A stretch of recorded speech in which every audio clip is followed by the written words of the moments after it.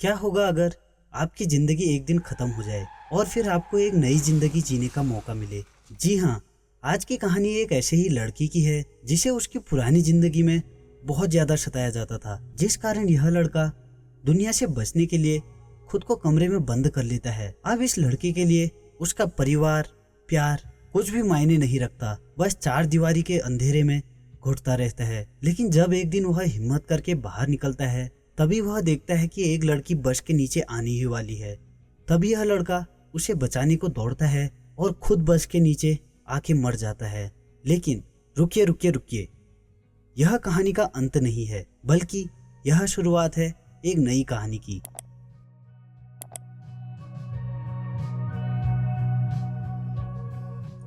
कभी ऐसा लगता है कि हमारी जिंदगी सिर्फ अंधेरे ही अंधेरे में है, जहाँ कोई उम्मीद नहीं बचती, जहाँ हमारी गलतियां ही हमारी पहचान बन जाती हैं। यह कहानी एक ऐसे ही आदमी की है जो लोगों से तो क्या, खुद से ही भागता रहता है और अपने कमरों की दीवारों के बीच अंधेरे में घुटता रहता है। लेकिन कभी कभी जिंदगी हमें सबसे बड़ा तोहफा देती है, और वह होता है एक दूसरा मौका।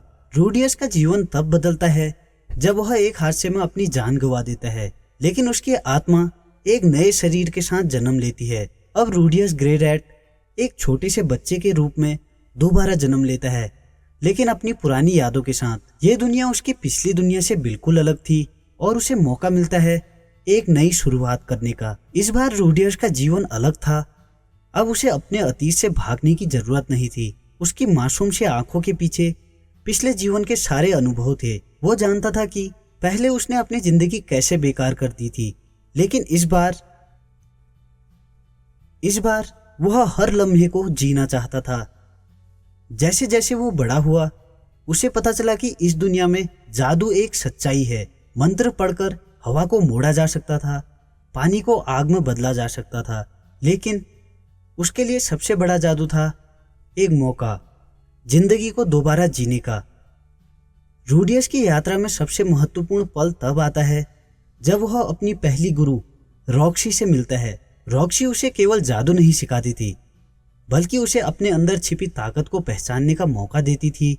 रॉक्सी उसे यह सिखाती थी कि असली ताकत बाहरी शक्तियों में नहीं, बल्कि अपने अंदर आत्मविश्वास और आत्मसम्मान में होती है। जो रूडियस अपने पिछले जन्म की यादों से बहुत डरा हुआ था और घर से बाहर नहीं निकलना चाहता था, रॉक्सी उसे घर से बाहर कदम रखने में नहीं, बल्कि दुनिया कितनी खूबसूरत है यह बताने में भी उसकी मदद करती है। लेकिन इसी दौरान कहीं ना कहीं रॉक्सी रूडियस को पसंद करने लगती है, लेकिन कुछ समय बाद रॉक्सी को वापस जाना पड़ता है। लेकिन रॉक्सी रूडियस को जाते जाते यह सिखा जाती है कि दुनिया कितनी खूबसूरत है। फिर रूडियस की जिंदगी में आती है सेल्फी, एक सच्ची दोस्त जो उसे बिना किसी शर्त के अपनाती है, और दोनों में अच्छी खासी दोस्ती भी होती है। रूडियस सेल्फी को जादू सिखाता है और दोनों एक दूसरे को बहुत पसंद भी करने लगते हैं। रूडियस पहली बार महसूस करता है कि दोस्ती और रिश्ते जीवन के सबसे बड़े तोहफे होते हैं। रूडियस अब खुद को अकेला महसूस नहीं करता। उसने समझा कि प्यार और दोस्ती ही जिंदगी को खूबसूरत बनाती हैं। रूडियस सेल्फी के साथ एक बहुत बड़ी जादुई यूनिवर्सिटी में पढ़ने के लिए जाना चाहता था, लेकिन रूडियस के पास रुपये नहीं होते कि वह दोनों का एडमिशन करा सके, जिसके लिए रूडियस जॉब में जाने का फैसला करता है और एरिस का टीचर बनता है। लेकिन जैसे ही उसकी जिंदगी कुछ बेहतर होने लगती है, तभी एक बड़ी मुसीबत आती है, माना डिजास्टर। यह एक ऐसी आपदा थी जिसने रूडियस की दुनिया को पूरी तरह बर्बाद कर दिया था। एक ऐसी घटना जिसने सब कुछ बिखेर दिया। उसका परिवार और उसके गांव वाले दुनिया के अलग अलग कोनों में टेलीपोर्ट हो गए। उसकी मां गुम हो गई और दोस्त बिछड़ गए।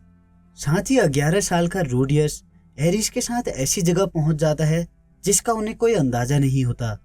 रूडियस की सारी खुशियां एक झटके में बर्बाद हो गई, लेकिन रूडियस उनको दोबारा नहीं खोना चाहता था। रूडियस को एक ऐसा आदमी बचाता है जिससे पूरी दुनिया डरा करती थी, लेकिन एक गलत फहमी के कारण।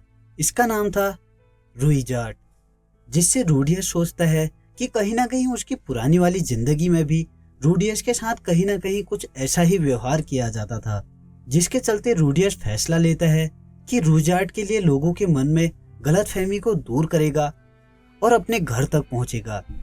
और रुडियस कर भी लेता है, क्योंकि इस वक्त रुडियस सिर्फ 11 साल का था, तो वह ज्यादा हिम्मत नहीं जुटा पाया और बहुत जल्दी हार मान जाता था।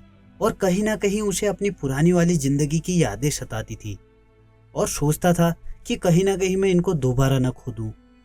रुडियस रुचिड को उसकी पहचान ही नहीं दिलाता, बल्कि अपनी पुरानी लाइफ से बिल्कुल ही अलग अपने आप को इतना बेहतर बना लेता है कि पूरी दुनिया उसे सबसे ताकतवर इंसान के रूप में देखने लगती है। साथ ही एरिस भी रुडियस को चाहने लगी थी। रुडियस के सामने फिर से एक नई और बेहतर जिंदगी थी जीने के लिए। रुडियस की पूरी यात्रा इसी सच्चाई के इर्द गिर्द घूमती है कि हमेशा एक नया अवसर होता है, बशर्ते हम खुद को सुधारने की कोशिश करें। उसकी यात्रा में बहुत से उतार चढ़ाव आए, लेकिन हर बार उसने अपने अतीत से कुछ ना कुछ नया सीखा और खुद को और बेहतर बनाया। उसे यह समझ में आया कि जो भी उसके पास था वह उसकी मेहनत, रिश्ते और आत्मविश्वास से ही आया था। ये उस उम्मीद की कहानी है जो हमें बताती है कि भले ही हमारा अतीत कितना ही बुरा क्यों ना हो, पर हमारा भविष्य हमेशा रोशनी से भरा हो सकता है। बस एक सही फैसला लेने की देर है। क्या आप भी अपनी जिंदगी में एक नई शुरुआत के लिए तैयार हैं? अगर हाँ, तो याद रखें कि आपका कल अब भी आपके हाथ में है। अगर आपको स्टोरी पसंद आ रही है तो वीडियो को लाइक करें, चैनल को सब्सक्राइब करें और कमेंट में बताएं कि क्या आप भी अपनी लाइफ में एक नई शुरुआत के लिए तैयार हैं।